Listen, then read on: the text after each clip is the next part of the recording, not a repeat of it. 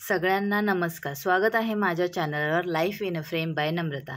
मी नम्रता. आज आपण बनवणार आहोत काळ्या उडदाच्या डाळीचं घुटं, म्हणजे आमटी. आमच्या इथं त्याला घुटं बोलतात. तर ही काळ्या उडदाची डाळ मी चांगली पुसून घेतली आणि कुकरमध्ये पाणी टाकून 3 ते 4 शिट्ट्या काढून घेतल्या.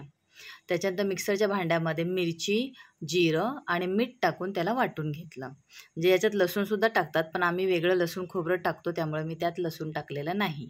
आणि मीठ आपण ऑलरेडी मसाल्या वाटणामध्ये टाकलेलं आहे, त्यामुळे तुम्ही तुमच्या सोयीनुसार नंतर मीठ टाका.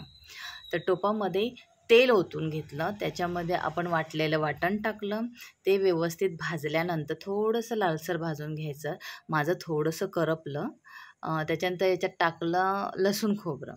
ते थोडंसं लसूण आणि खोबरं थोडंसं भाजून घ्यायचं.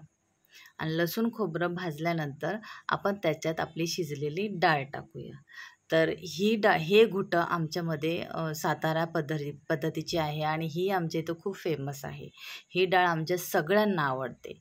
तर तुमच्या इथे या काळ्या उडदाच्या डाळीच्या आमटीला काय बोलतात हे मला नक्की कमेंटमध्ये सांगा.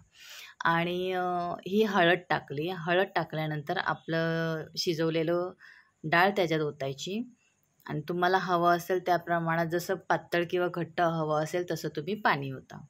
आणि हे मिक्सरच्या भांड्यामध्ये जे लागलेलं वाटण आहे ते आपण पाण्याने त्यात ओतून घेऊया.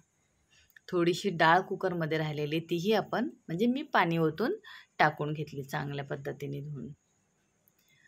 आणि याच्यानंतर त्याला थोडीशी उकळी येऊन द्यायची. चांगली खळखळून उकळी आली ना की टेस्ट खूप भारी लागते. आणि आपल्या ज्वारीच्या भाकरीबरोबर कांदा घेऊन मस्त टेस्टी असं जेवण तयार आहे. Thank you so much for watching.